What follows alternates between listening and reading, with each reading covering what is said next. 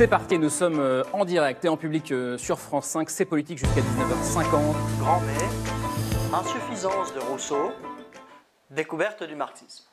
Avec Rousseau, vous vous souvenez, il y avait cette idée très forte que la politique était issue de la volonté humaine. C'était les hommes qui décidaient par eux-mêmes de vivre en société selon les modalités données. C'était le concept de volonté générale. Autrement dit, pour Rousseau, la politique est quelque chose qui est artificiel, c'est quelque chose qui est créé par les êtres humains. Marx est d'accord avec ce point-là.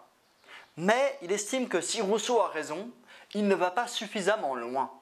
Pour Marx, c'est une citation, « Les philosophes n'ont fait qu'interpréter le monde, il est maintenant temps de le transformer. » Alors comment expliquer ce rapport à la philosophie qui serait pour Marx un rapport d'interprétation et non pas un rapport de transformation? On va essayer d'étudier 2-3 distinctions marxistes pour comprendre ce qu'il veut dire. Première distinction importante, la distinction du formel et du réel. Petit 1, opposition du formel et du réel. Rousseau, avec le concept de volonté générale, proclame la stricte égalité et liberté de tous les citoyens. Marx est d'accord avec cela, mais il affirme que la politique proposée par Rousseau n'est pas réelle, qu'elle n'est que formelle. Elle n'est que seconde et non pas première. Pour Marx, ce qui est déterminant, c'est l'économie. C'est l'économie qui est première et qui est réelle. Or, il faut constater que l'économie et la politique, à travers le droit, sont complètement opposés en un sens. Alors que le droit proclame la liberté et l'égalité, l'économie est le lieu de l'inégalité et de l'aliénation. Regardons précisément ce qui se passe dans l'économie mondiale aujourd'hui. Je m'appuie sur le rapport Oxfam, vous avez le lien. Que dit ce rapport? Que les 26 personnes les plus riches de la Terre possèdent autant que la moitié de l'humanité. Que les 1% les plus riches possèdent l'équivalent des 99% cumulés. L'économie est le lieu de l'inégalité absolue. Ça montre donc que c'est elle qui détermine les rapports entre les individus.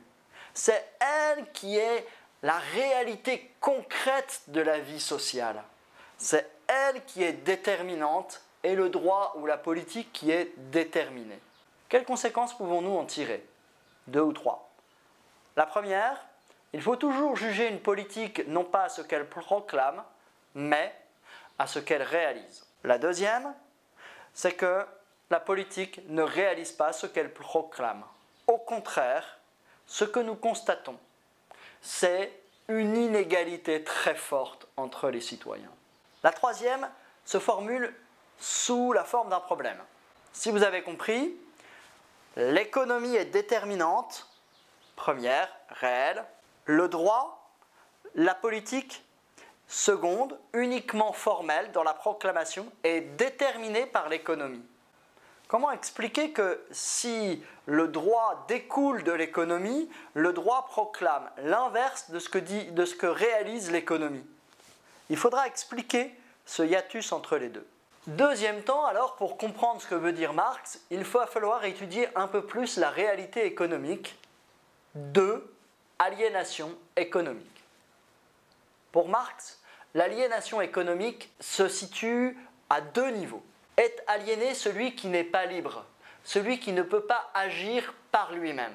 C'est dans ce premier sens que Marx comprend l'aliénation économique du travail en raison de la propriété privée des moyens de production. Les moyens de production, c'est l'ensemble des instruments dont nous avons besoin pour travailler. Les machines, les ordinateurs, le matériel de tel ou tel. Ces moyens de production appartiennent à ceux qui possèdent les entreprises. Mais cette propriété privée des moyens de production conduit celui qui travaille pour les propriétaires de l'entreprise à être dépossédés de leur travail, à aliéner leur travail. Et ce, de 2 façons. Pour l'homme, le travail devrait être le lieu de sa réalisation. là où il développerait ses différentes capacités, là où il serait capable de devenir progressivement lui-même. Or, paradoxalement, dans le travail lui-même, l'homme devient l'instrument de l'entreprise. L'homme n'est plus la fin, il n'est qu'un moyen de production comme un autre pour une entreprise.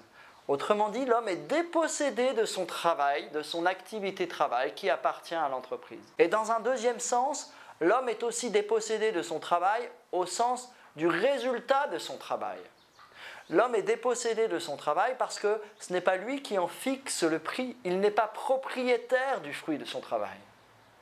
Ce fruit de ce travail revient immédiatement à l'entreprise, ce qui conduit l'entreprise à fixer les salaires et donc à choisir, à être dans un rapport de force qui aliène le fruit du travail. Deuxième sens du mot aliénation, pour Marx, il y a une aliénation du travail par le marché. Ce qui fixe le prix, ce n'est pas la valeur du travail. Ce qui fixe le prix, c'est la recherche de la plus-value. Et dans cette recherche de la plus-value, il y a un marché, assez anarchique d'ailleurs. Et ce marché conduit à des mécanismes qui vont écraser les salaires et qui vont au contraire enrichir les propriétaires. Comment Marx explique cela? Si la recherche est celle de la plus-value, il s'agit de faire en sorte de faire un produit qui coûte le moins cher possible à produire et de le vendre le plus cher possible. La différence entre les deux s'appelle la plus-value. Mais si on y pense, la plus-value, vous savez ce que c'est? Vous l'avez dans votre poche. Votre petit téléphone, votre iPhone, là, que vous avez tous, ça coûte 100 $ à produire. Et pourtant, vous l'avez acheté 1000 $. Ils vont à qui les 900 $? Vous croyez qu'ils vont aux ouvriers? Pourquoi Apple, c'est la société boursière qui a le plus de fonds propres? C'est-à-dire la société qui est la plus riche au monde, plus riche que tous les États. Comment faire de la plus-value? En ne payant pas un ouvrier à la valeur de ce qu'il produit, mais à la valeur de ce dont il a besoin pour vivre. Admettons qu'un homme ait besoin de 100 pour vivre. Pour produire 100, il doit travailler 5 heures. L'entreprise lui oblige à travailler 8 heures. Eh bien, vous comprenez que l'entreprise gagne 3 heures de valeur de travail. Pendant 3 heures, l'ouvrier ne travaille pas pour lui, mais il travaille pour l'entreprise. Ce hiatus, ça s'appelle la plus-value. Et cette plus-value, c'est ce qui permet l'enrichissement. Et cette plus-value est très inégalement distribuée entre les différents acteurs dans les rapports de production et conduit le plus souvent à l'enrichissement unique de ceux qui possèdent la propriété privée. Ainsi, le marché conduit inévitablement à des rapports de production injustes qui aliènent la valeur du travail de l'ouvrier au bénéfice de ceux qui possèdent les moyens de production. En ayant cette politique des salaires très bas, cela crée une aliénation très importante parce que ça signifie que celui qui travaille dans une entreprise est dépendant de son salaire. Il ne peut pas faire autrement qu'avoir son salaire. Il est donc dans une position de faiblesse parce que sans salaire, il ne peut pas vivre. Il ne peut donc pas imposer ses exigences, même si elles étaient justifiées, à l'entreprise. D'où l'augmentation sans cesse, toujours plus grande, des inégalités. Alors, petit 3, la distinction entre superstructure et infrastructure. Pour arriver à cette distinction, j'aimerais commencer par prendre le problème qui s'était posé rapidement à nous. On a dit que c'était l'économie qui était déterminante et que c'était la politique qui était déterminée. Mais il semble que les caractéristiques de la politique et de l'économie soient opposées. En effet, d'un côté, l'économie est inégalitaire et aliénante, et de l'autre, la politique proclame l'égalité et la liberté. Comment expliquer que l'économie détermine la politique malgré cette contradiction? C'est ce que Marx explique grâce à la distinction de l'infrastructure et de la superstructure. Infrastructure, superstructure, vous connaissez ça très bien dans un bâtiment. Un bâtiment, il a besoin d'une base, il a besoin de fondations sur lesquelles va tenir la maison ou l'immeuble. Et il faut que ces fondations soient profondes. Grâce à ces fondations profondes, on pourra bâtir un immeuble. Bien, c'est pareil pour la société. Les fondations, la base de la société, c'est l'économie. Et c'est ça qui est réel. Le reste, la superstructure, c'est de l'ordre du discours, de la représentation. Et l'importance de cette superstructure, c'est qu'elle est là pour cacher l'injustice de la domination économique et l'inégalité. Donc, vous voyez, il y a un rapport un peu étonnant. La superstructure est là pour couvrir l'infrastructure, pour qu'on ne voit pas la fondation. Et comment elle le fait, nous dit Marx? La superstructure le fait grâce à une idéologie. C'est un concept particulier chez Marx. L'idéologie, c'est un discours, c'est-à-dire un ensemble d'idées cohérentes qui cherchent à justifier, c'est-à-dire à faire passer pour juste ce qui ne l'est pas en réalité. Donc on comprend bien que ces superstructures sont en réalité là pour tromper, pour masquer. Deux exemples importants. Le premier, le droit ou la politique. La politique, elle, proclame la liberté et l'égalité. Alors, comment expliquer qu'elle soit fondée par l'économie? Parce que derrière cette proclamation, en fait, c'est tout un système qui vient cacher l'inégalité. Et ce système, il est autour de la propriété privée. L'idée de la propriété privée, c'est que les biens qui appartiennent à quelqu'un ne peuvent pas lui être enlevés de manière arbitraire. Et pourquoi on pense que la propriété privée est quelque chose de très important? On le pense parce que ça viendrait du travail de la personne et que donc il serait juste qu'il puisse bénéficier en propre de son travail. Autrement dit, celui qui travaille plus, il mérite plus, donc il a plus de propriété privée. Ça, c'est l'apparence de justice qui est donnée à la propriété privée. Mais si on regarde dans les faits, la majeure partie de la propriété privée ne vient pas du travail. La majeure partie de la propriété privée vient de l'héritage, vient de la capitalisation.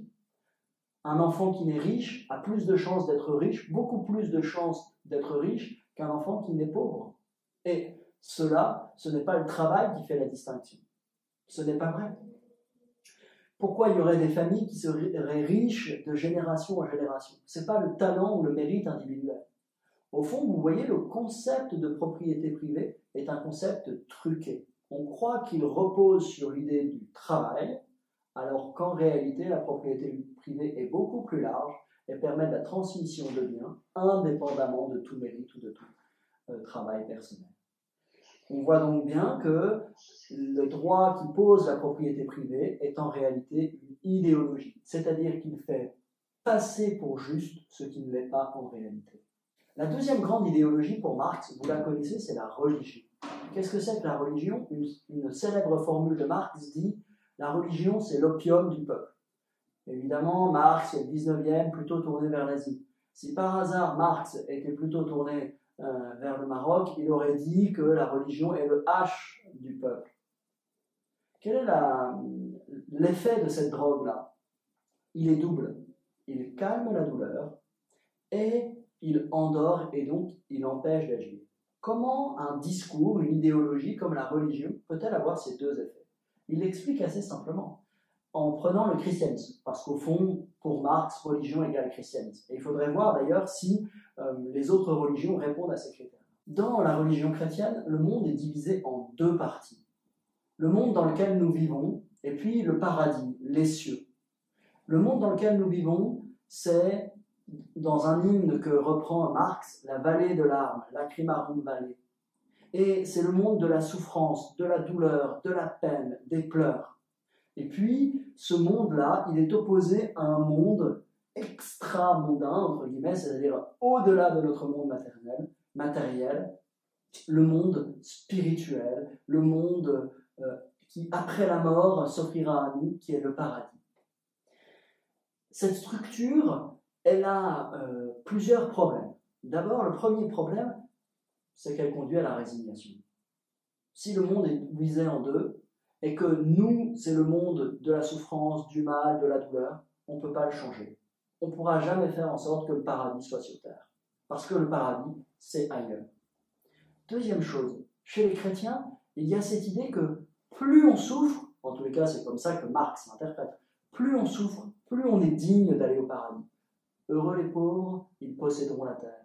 Heureux ceux qui pleurent, ils seront consolés. Et vous voyez ce futur qui est très important dans l'interprétation de Marx. C'est-à-dire qu'on dirait, plus vous souffrez, plus vous avez de chances d'être sauvé. Alors surtout, ne transformez pas le monde actuel, parce que si ça vous permet d'arrêter de souffrir, vous n'irez pas au paradis.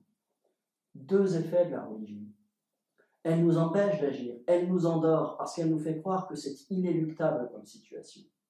Deuxième effet, elle soigne un peu nos blessures, parce qu'en nous faisant espérer le paradis, on arrive à se réfugier dans ce rêve, et on arrive à se dire que plus tard, demain, on sera heureux. Le problème, c'est qu'en disant plus tard, demain, on sera heureux, on refuse de l'être maintenant.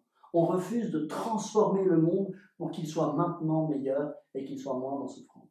Ainsi, le droit et la religion sont des idéologies qui sont là pour nous empêcher de comprendre la situation et nous empêcher de la transformer.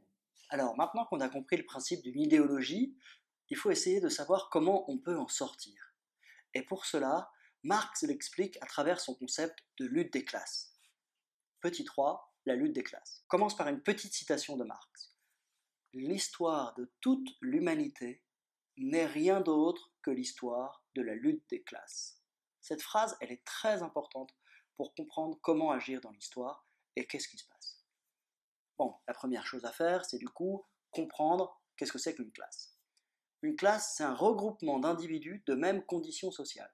Et la condition sociale des individus, elle ne dépend que d'une chose, de leur place dans les rapports de production. Ça, c'est le premier point. Mais pour faire une classe, il faut aussi qu'il y ait une unité, que ce ne soit pas juste des individus qui soient perdus, bim, bim, bim, bim, bim.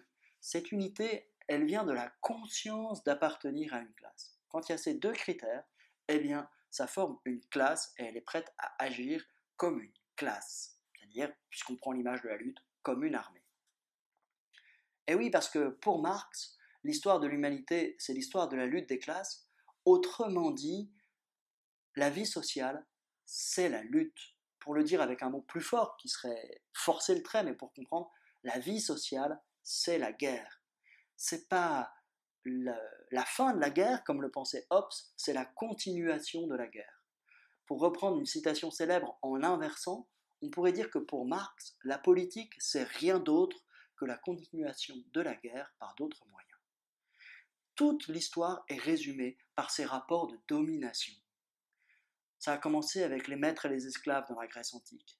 Au Moyen-Âge, ça a été les seigneurs et les serfs. Aujourd'hui, c'est les prolétaires et les bourgeois. Toujours une lutte sociale qui est déterminée par l'économie. Il y a quand même une question. On a quand même l'impression d'être en paix. Pourquoi ? Ben ça maintenant, vous le savez, c'est en raison de l'idéologie qui vient cacher, qui vient recouvrir cette situation de domination, qui nous fait croire qu'il n'y a pas de lutte, qui nous fait croire que tout ça c'est juste, alors qu'en réalité c'est bien un rapport de domination qui est caché par les idéologies. Et donc il faut que les prolétaires acceptent de rentrer dans la lutte. Pour ça, il faut qu'ils se défassent de deux idées. La première, que la situation actuelle est juste, qu'elle est justifiée, et que c'est normal qu'il y ait des riches, qu'il y ait des pauvres, et que c'est bien. La deuxième, que la situation est inéluctable. Certes, c'est injuste, mais on ne peut rien y faire, c'est l'histoire du monde, etc. Une fois qu'on a compris que ces deux idées-là sont fausses, alors on peut rentrer dans la lutte, combattre les inégalités, et faire en sorte que le rapport de domination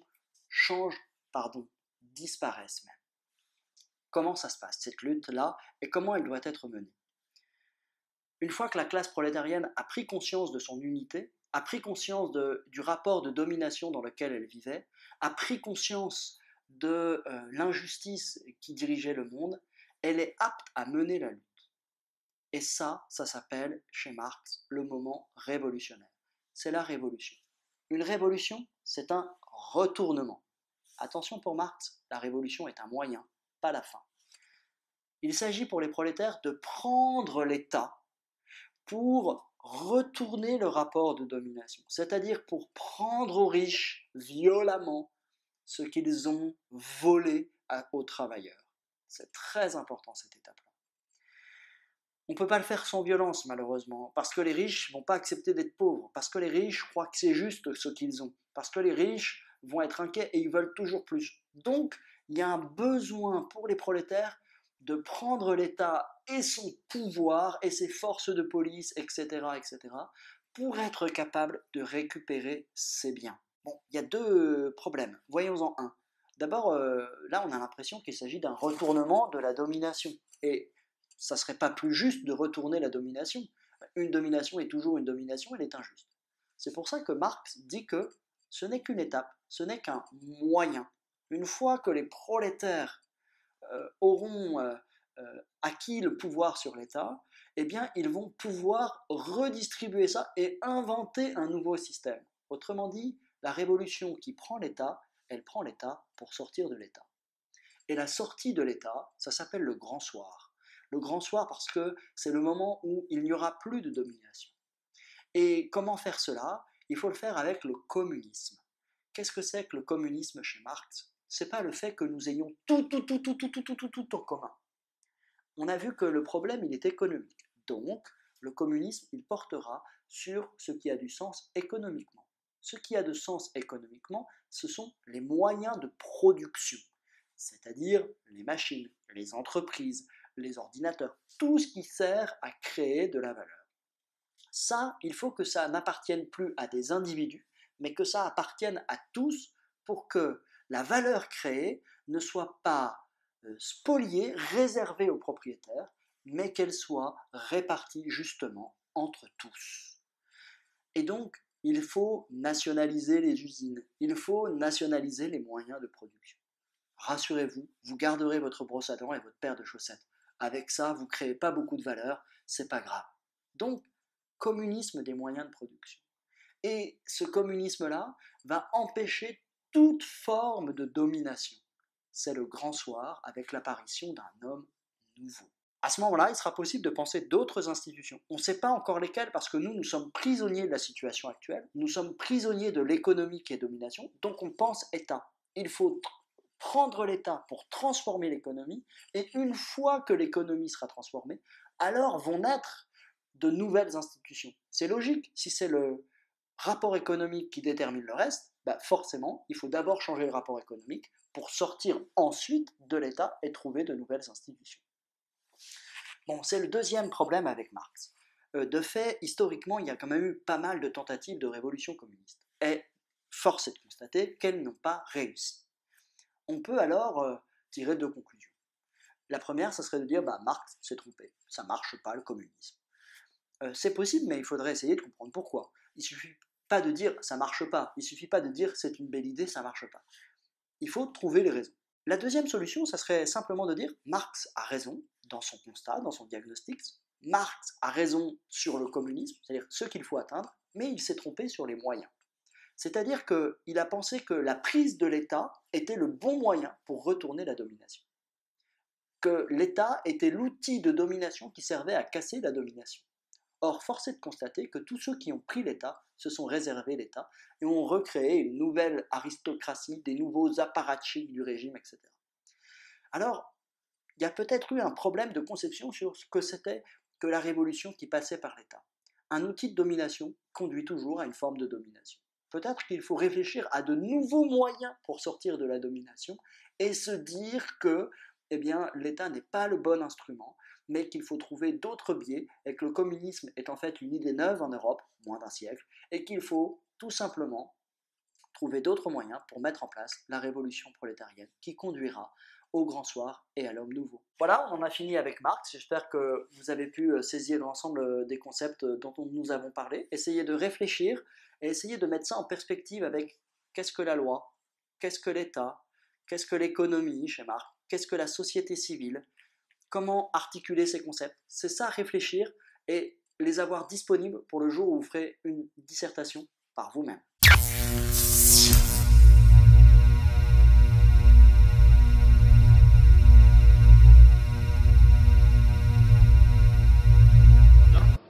Oh non. Parce que ça fait 20 fois que je discute avec vous. Mais vous n'en parliez pas comme ça. Vous arrivez vous n'en parliez pas jamais comme ça. Vous n'arrivez pas à vous mettre dans votre petite tête que moi aussi j'ai un cerveau. Et un cerveau qui est capable de raisonner, de réfléchir et de formuler des propositions et des appréciations. Je ne suis pas obligé d'aller... Je ne vais pas apprendre mes leçons à l'étranger. C'est pas ce que j'ai dit.